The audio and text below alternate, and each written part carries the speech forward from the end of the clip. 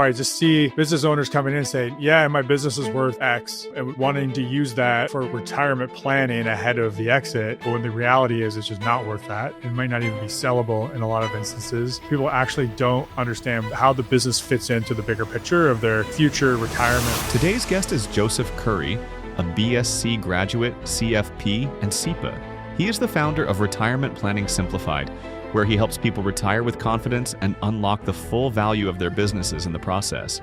Joseph empowers business owners to turn years of hard work into lasting financial freedom. I think back then when I got that business, there was probably, I might have had close to 300 households, clients. Right now, we're at about 90. My predecessor, that was a tough one for him. He thought, we'd never be able to replace those clients. But from a revenue standpoint, we've replaced it probably 3 times over since we started. So it's all worked out well. But I really think for us to do the best, we need to figure out what clients do we serve best, which is those people approaching retirement. Today, what do you want our listeners to really take away from our discussion? So I think one of the keys would be that I've been through succession plan, seen some of the good, some of the bad. If you're like most of our listeners, you love the idea of running the show, but you're constantly second guessing yourself if you're ready or the person for the job. Are you missing a key skill? Are you aware of the things you need to know, like reading a financial statement or financing the operations of a business? We are here to solve that for you. Our new free Ownership Readiness Diagnostic will rank you from 1 to 4 on 5 foundational pillars of successful business ownership. It is the ultimate confidence builder that will tell you, yes, it is time to have that conversation, or no, these are the areas that you might need a little bit more time to develop. If you're interested in taking that assessment, you can find the link for that down in the description below. Welcome to the Art of Succession podcast with Barrett Young. Join us as we explore the strategies, stories, and insights that shape the journey of leadership transitions and business success. No matter where you find yourself along the journey, this is the podcast where you'll find the tools to make it happen. My name is Barrett Young, and this is the Art of Succession podcast. My guest today is Joe Curry, a CFP and CEPA up in Toronto, with a private practice focused on exit and retirement planning for small business owners.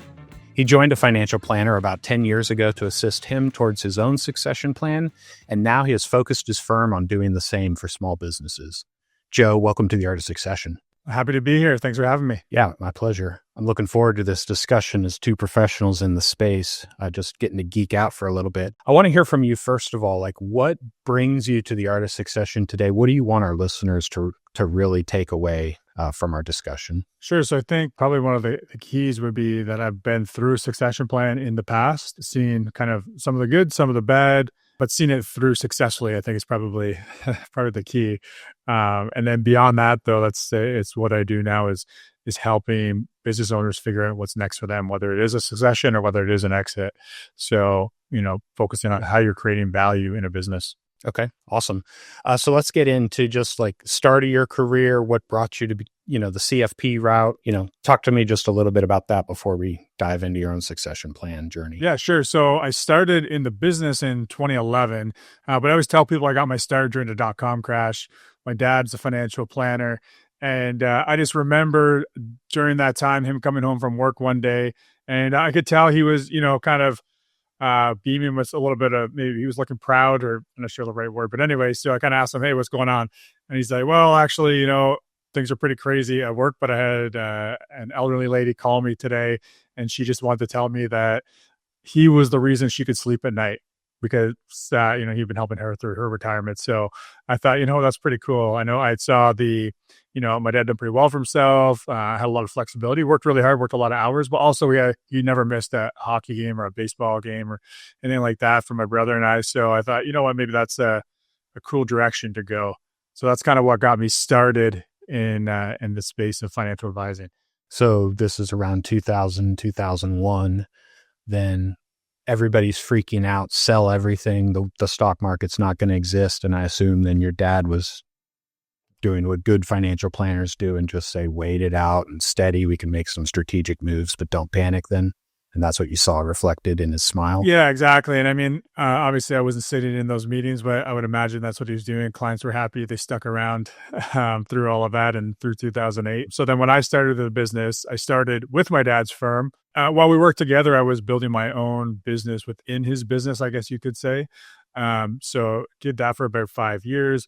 And at that point, really, it was before I had my CFP, and it was more probably more selling life insurance, setting up retirement accounts, but it was less around the planning side. It was really, Transactional kind of yeah, stuff. exactly, a lot more transactional type of thing. And then as we approached around probably 2015, I was getting more and more focused on planning. And it was at that point I was looking for the opportunity because, like, my dad's still working now, so this is 10 years later, and he's still got like probably 10 years left. I don't think he's going anywhere. So I was looking at how do I kind of branch out and do my thing, and I thought maybe being a succession plan for another advisor who's been around for a while might be a good opportunity to learn from somebody else, get a different mentor in there, but also get a good, solid base of a business to, rather than starting right from the bottom. Did your dad run his own office? I mean, has he been self-employed most of your life too in this? Yeah, he's been self-employed pretty much since the time I was about 3. He actually had a couple of butcher shops, and then he ended up, he hurt his shoulder from carrying sides of beef around, had to figure something else out. And his financial advisor actually recruited him into being a financial advisor back in, I think, 1996. He started in that business. And he was kind of, your general practitioner, everything from life insurance to retirement planning and investments to group benefits. But he actually, in the last 7 or 8 years, really kind of got out of the financial planning piece and really focused in on health insurance, group benefits for companies, small businesses, that kind of thing. Yeah, I love to see just family legacy. You saw your dad doing that for 15 years before you started working with him or so, and you still wanted to get into it yourself. So that's always encouraging when entrepreneurs see, come from parents who are entrepreneurs. I'm encouraged by that rather than the opposite. What was that conversation like with your dad about going out on your own? I mean, were there feelings hurt? Were there assumptions? What did that look like? Was he receptive to it and understood? Yeah, it's kind of a question I always get. It's usually more, hey, did your dad not get along, or what was the issue? What happened? But yeah, it was nothing like that. For me, it was just looking for opportunity. And for him, it was, I think he would have loved for me to stay in the office, but I think he also thought it was a good opportunity as well. And so anyway, he was, he was encouraging about it. There was no resentment, no trying to get me to rethink it. It was, fully him saying, hey, this is a great opportunity. If I was you and I had this opportunity at your age, I'd be doing the same thing. Did you go looking for the financial planner? Did he find you? Was it like somebody you guys have been peers with locally? How'd that come about? Yeah. So basically, I was meeting with different investment wholesalers or insurance wholesalers or, just different industry connections. I would just kind of put out the feeler like, hey, if ever run into somebody in the local area who's looking for a successor, I'd love to just get introduced and have a chat. So that's basically how that connection was made. It was just, I think it was actually a wholesaler for a company we both used who just said, hey, yeah, you guys would be a good fit. You should meet up. And we did meet up. This was in 2015, probably at the start. And then he was kind of open to it, but also kind of trying to figure out when he wanted to retire, what the plan was going to be. So we kind of fell out of touch until almost to 2016. And then another industry, me having the same conversations, another kind of industry connection said, hey, you should talk to this guy. I'm like, oh yeah, actually I have talked to that guy. And they're like, well, I think he's being a little more serious now. So we reconnected. Okay, cool. I want to get into investment philosophy because, taking over a personal practice from somebody who's built it, and those are all relationships that he's built over that time and everything, is definitely a very tough decision. And there's vetting and stuff that gets into that. But before I do, you said you've been building like your own practice within your dad's practice. Did you bring clients with you? How did that exit end up working out? Yeah. So I switched broker dealers at the time, and I brought over clients with me that I had been building for the previous 5 years or whatever. So they came in with me. And then, we had similar investment philosophies at that time, which is very different than what it is now. And so, back then I kind of thought I was already in this process of thinking like, there's got to be a better way to do this. And so back then it was actively managed mutual funds, looking at, track records, 5-star Morningstar funds, things like that. And anyway, so I was kind of on this journey of figuring out, like there's got to be a better way to do it. And so that led me down the path of evidence-based investing. I got introduced to dimensional fund advisors. And so I'm not sure, are you familiar with them, Barrett? I'm not familiar with that one, Okay. no, but I do. do know the shift that's been taking place in the financial planning world over the past 10, 15 years. So. Yeah, so it's basically that shift. And so I was looking more at this evidence-based philosophy, which in hindsight to me, it seems crazy that we weren't already on that path, but it was kind of good timing for me to go down that path because I came into this practice with a similar philosophy to my predecessor, but then I was able to kind of get him to shift his thinking while he was still there. So when we rolled out the new philosophy, the new direction we're going with investments to clients, he was still there for meetings with those key clients to be able to. So it wasn't like, hey, Joe came in, now everything changes. It's like, hey, Joe came in, he's bringing some good ideas. I think this is also a really good idea. We're going to go ahead and implement now. So we did all that implementation before I ended up fully buying him out and he fully retired. I gotcha. Okay. So you came in with a traditional philosophy that really matched up, but because there was that earn out period, that overlap, you were able to show him, no, this is the direction I think we should take currently our firm for the future. Exactly. You got it. Talk to the listeners just a little bit about that shift in philosophies or what that actually means, evidence-based versus chasing extra percentage points and what you're talking about, the actively managed funds. Yeah, sure. So I always tell people if you just like Google SPIVA, SPIVA, index returns or scorecards, you can see there's so much evidence out there to show us that actively managed portfolios underperform markets almost all the time, right? If we go back 10 or 15 years, it's like 90% in the US. So what I mean by that is over the long term, year to year. I mean, even year to year, like it's still a high percentage, not as high. But if we go back, so I think I was looking at it recently, 15 years. So portfolio managers managing mutual funds that are buying and selling large US stocks compared to the S&P 500, I think it was over 90% of them underperformed over the last 15 years. So, and then you go, so I'm up in Canada, you look in Canada relative to the Toronto Stock Exchange. It doesn't matter where you go, the results are almost identical everywhere. So really what that's saying is we can't outguess the market. But that's not bad news. It just means that markets work, right? So the very basis for evidence-based investing is just letting markets work for you. So focus on the things we can control, right? So we can have exposure to the markets. We can diversify globally. So we don't necessarily want to be all US or all Canada in my case. So there's just some like key principles that we really can focus on that will give us a good investment experience if we can stick with it. And then really from there, we're just trying to manage the risk. Like how much exposure do we want to have to stocks versus some other safer asset class like bonds, for example. And then based on your situation, determining that mix is then going to allow us to, the best chance of helping you reach your goals. So where dimensional comes in is you've probably heard about like factor and investment philosophy. So there's like 300 and some different factors that have been identified as, factors that can increase your returns. Most of them either don't make sense. So for example, in years, there's more sunspots, I think the markets do better. Obviously, you don't want to base your investment portfolio on that factor. It's astrology, isn't it? Exactly. But there's other ones. For example, more profitable companies perform better than less profitable companies over time, right? So there are a few of these key factors that are backed by like investment or academic research that can be implemented in a way that isn't cost prohibitive. And so there's some of those, we'll call them factors, that we do tilt towards in our portfolios. But basically, our philosophy is markets work, diversify globally, align the portfolio with your risk tolerance. And then if we can tilt to some of these factors, get a little bit extra return over longer periods of time, then we'll do that as well. So how long did that process take of courting this guy? I mean, you said he went silent on you for almost 6 months, 8 months or so. When you started that conversation again, I mean, before you guys signed, how much of it was talking shop? How much of it was meeting? Did he have a team or anything that you had to get vetted by, or what's that look like? Yeah, so he had a couple staff. One was more responsible for the insurance. They were both admin, but more the insurance admin. The other more the investment admin and kind of office manager, that type of thing.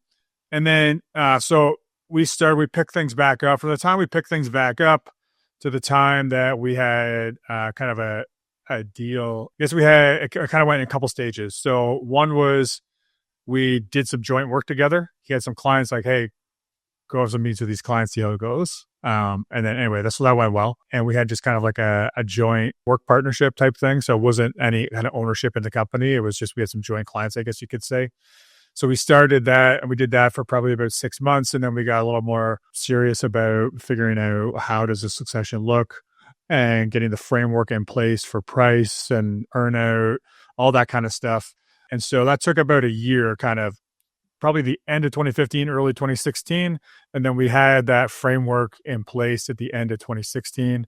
And then we had it all formally documented by about April 2017, probably when like everything was signed off on. But I'd already moved in at the end of 2016 to the office and we were working together more as partners. Okay. I was thinking that year you were there as like an employee or under his umbrella working next to him, but you actually hadn't moved over there for that first year when you guys started working. No, I stayed in my office. I would just come over, meet with him at his office. Back then went to a lot more clients' houses. So I was just, some of these clients, I was just going to their house, which I actually don't do any of that anymore.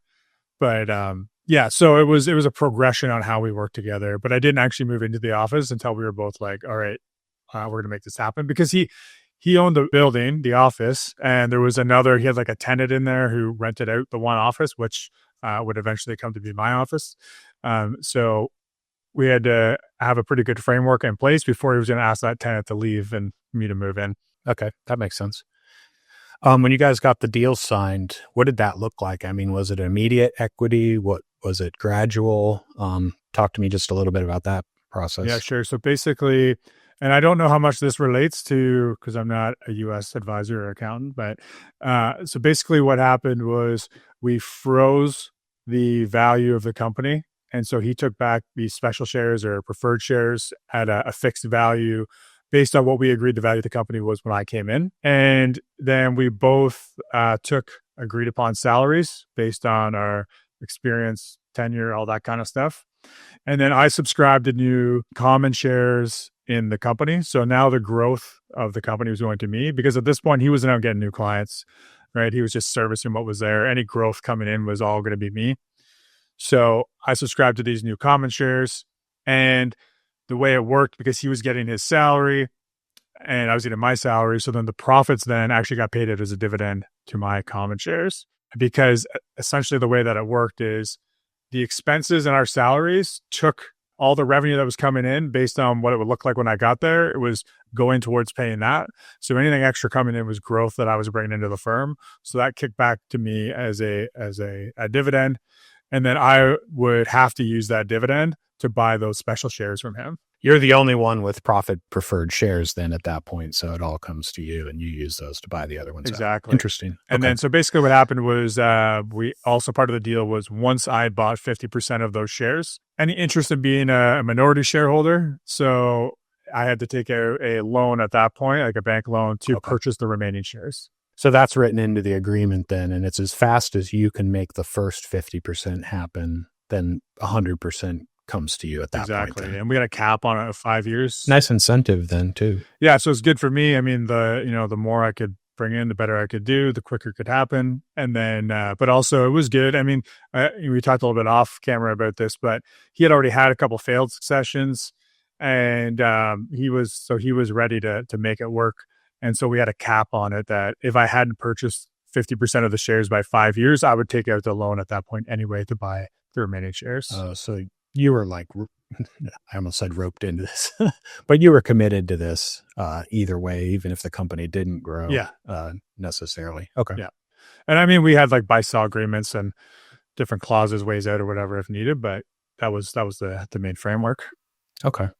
You said just under 3 years then from the start of it then. So about 2020? So it was August 31st, 2019. Is when we fully purchased it. Yeah. Okay. Interesting. During this time, you're shifting the investment philosophy. I know 100% couldn't have been happy with that, selling this new philosophy probably. What's that like going through your head, coming in and buying a company and also transforming it and saying, what if I break this company in the process of this transformation? Because you're on the hook for 100% of this buyout of the value that was already based on a traditional model. And now you're shifting things. Revenue could be going down. Just talk to me about those nerves. Yeah. So, I mean, like I said, I was lucky there was that earnout period for him to be there, and I had him on side with everything before I started implementing those changes. But yeah, I mean, you're definitely, especially when you start talking to some of your bigger clients, there's a little bit of what if they don't like this? But it went remarkably well, to be honest. We put a lot of effort into how to present this to clients. And so we didn't just do it at a regular review meeting. We had specific meetings set up to go through like a full presentation on why, kind of here's what we're doing, here's what we want to do, why it's different, why we think it's better for you in the long run. So it was a really well thought out. We didn't wing it. We spent a lot of time on it, and we got really good feedback. There was only, I'd say, less than 5% of clients that really had any hesitation. And we ended up getting all of them except for maybe 2. And I eventually, those 2 that didn't come on board with it, I more or less asked them to go somewhere else because they didn't take any advice anyway. And I felt like I wasn't doing them any favors keeping them. So they're no longer with us. But that was more me suggesting that maybe I'm not a good fit for them. Okay, that's great. So one-on-one investor education, or also like webinars, company, customer base wide kind of education too? Yeah, that's a good question. So back then it was all one-on-one. Like we brought them all in, did it one-on-one, except for once we implemented this, which would have been around the end of 2017. So January of 2018, we started doing like a January kind of a year in review / education on the investment philosophy to keep it top of mind for people. And that was a webinar we started doing back in 2018, and we still do it to this day every January. Great. But nowadays, I mean, we do 4, I guess, a quarterly client webinars on education. We do an in-person client event. So we have a newsletter going out to our clients quarterly, which is like a kind of, we'll call it the main newsletter, but then we also have like the roundup. We put it out every month, and then we do timely issues. So, when all the tariffs were announced initially in the market crash, like right away, we're creating a video. It's going to tell our clients. So at this point, all that stuff's kind of systematized. Back then, it was just building it one piece at a time. And it all started with that just one-to-one education with the clients. I know there's got to be an age gap between you and your predecessor. And you've even just in that little bit there talked about how your own marketing approach has shifted in just the past 8 years or so. Talk to me about resistance, or that's not going to work with my clients. I know these clients. Talk to me just a little bit about some of the times you guys would butt heads over that, because I know that happens. Yeah, sure, of course. I mean, there's a lot of things. Building trust with somebody that you're trying to say, trust me with these clients who've been with you for 20 and 30 years. So. Yeah. So, I mean, it was really, there's lots of things, right? I mean, I had a million ideas. I'm coming to this new business. I'm young. I'm excited, ready to go.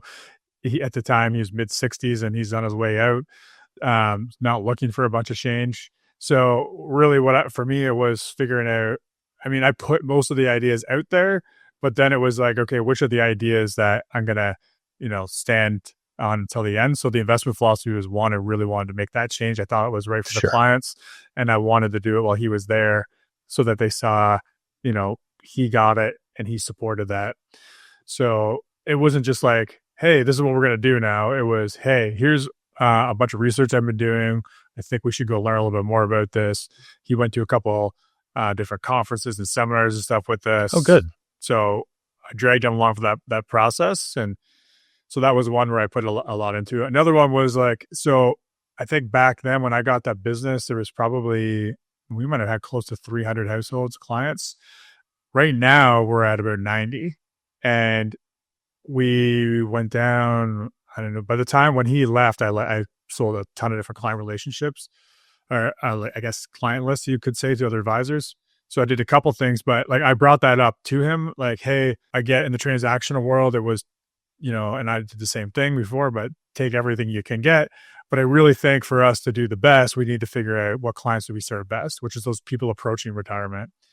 And so, I suggested we find a better home for a lot of the clients. And so that was something where he was kind of half on board. He let me move a smaller chunk of those clients while he was still there. And then I did the rest in 2021.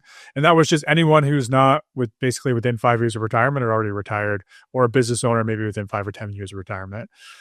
Anyone else and just found a better home for them. And it just allows us to provide a way better service to our clients that's planning centered, advice centered, as opposed to transactional. So that was a tough one for him. He thought, we'd never be able to replace those clients. But from a revenue standpoint, we've replaced it probably 3 times over since we started.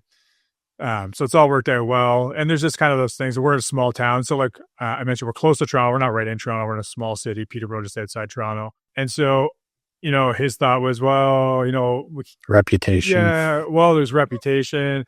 Like, what are they going to say if we're doing this? And then there's also that, there's only so many, business owners or so many people who are ready for retirement. So he was kind of not so much in abundance, like I guess you could say, right? So there was, some worry on that. And he didn't want to see me run the business into the ground and him not get paid. So anyway, and there's other little things. And, we would just have conversations pretty regular. Like we were good. I think both pretty good at communicating and saying what we're thinking and just both deciding like, when do we want to push back and when was it worth, putting a little more effort to make things happen. So nothing goes super smooth, but I also think I was pretty lucky that, and I think that's where that kind of year of working together, getting to know each other before we jumped in, helped us both at least understand at the end of the day, we both wanted what's right for the clients. And that was the most important thing. And so I think him knowing that I had their best interest in mind made it a lot easier for him to be open to some of the ideas I had. Yeah, it's so interesting to see another profession whose journey kind of parallels the one that I'm going through over here, because that's been the challenge of retiring partners out of our firm here is we're getting rid of a lot, like you, 2/3 of a lot of the smaller transactional work. And they're like, but you've got an extra hour. Why wouldn't you do that tax return? And it's like, because the mind burden of dealing with 300 tax returns or situations or just family life, versus 90 means that I can't spend that extra hour on one of the 90. So yeah, it is interesting to see that your profession's kind of going through the same thing. Especially like I talked about earlier, I didn't even know about culling 2/3 of your client list for their own good and benefit when you're on the hook for a purchase price. And you're like, in theory, and seeing other people do this, I know this has worked, but that's a little bit of trust factor there for you and testing, which is what being an entrepreneur is about too. So yeah, talk to me about some of those indicators. Did you replace the income first and then reduce the capacity, or did you open up the capacity and then replace the income? Or both?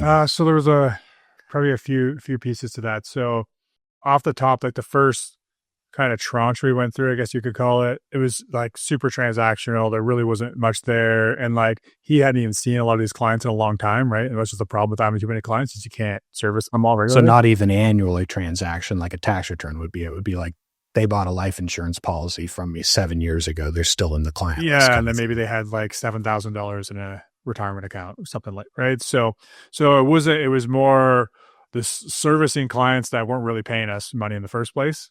That was kind of the first tranche. I mentioned my dad, group benefits is his specialty. So this advisor also had about, I don't know, 70 or 80,000 of revenue coming from group benefits, which to me was just kind of going outside of planning. Like that wasn't part of what I was trying to do for clients. So I sold that portion of the business to my dad actually. And that helped me pay off the majority of that last 50% of what I had to pay off, or a good chunk of it anyway. And then from there, I systematized the processes of the business, systematized a lot more of like the planning specifically, so started providing a lot more value. I adjusted our fees. So we had pretty low fees, which when we weren't seeing clients a lot, it was okay. But when we're seeing clients and doing all the education, all the events and everything else that we do now, it just wasn't really profitable. So I made that adjustment. And then when I made that adjustment, I then ended up actually switching broker dealers. And at the same time, all those clients that weren't a good fit for the services that we provide or weren't profitable at all, those clients, I found another home for them. And so some of them was more or less referred away, but others that were a good fit for another advisor, like I sold a portion of those clients to that other advisor, which, she's working with young families and which a lot of those were. So it was just a much better fit for her. It was a better fit for the clients. And then at this point, because I had added clients, we had increased the fees. It allowed us to kind of do all of that without the business going downhill. Group benefits, that's interesting that you identified that as a section to sell to your dad. Because with your target being business owners within 5 to 10 years, I know a lot of financial planners would say, oh, we should do the group benefits, the 401k plan, everything like that. So what was it that said, no, there's higher value in not doing all his employees dealing with the business owner's family and their plan for you? Yeah. So I'm just a big believer in like, you can only be really good at so many different things. Man, we are parallel lives here, Joe. And so me selling that portion of the business over to my dad doesn't mean I can't help out in that area. It just means, it's true. Hey, still servicing that employer kind of thing. I still look after the business owner, and then I can talk to them about like, hey, here's some of the things you need to have in place to attract and retain a talent. This benefit program piece, I actually going to refer you over. My dad happens to do that, and that's all he does now. So he's good at that. He's an expert in that area. So I can still, I'm not giving that relationship away to refer that out, but I'm providing value there and getting them, a good experience. And I have somebody else, the same thing, who's just the group retirement stuff and pensions. So I have these, I call them strategic alliances. Like, hey, look, these people are really good in this area. They're going to take care of that, but I'm helping you figure out, here's the things that you need. So, and here's the resource to get that in place, but just kind of staying in my lane of where I'm actually just know enough to be dangerous versus I actually am really good at this. I hope that you've enjoyed part 1 of my discussion with Joe Curry.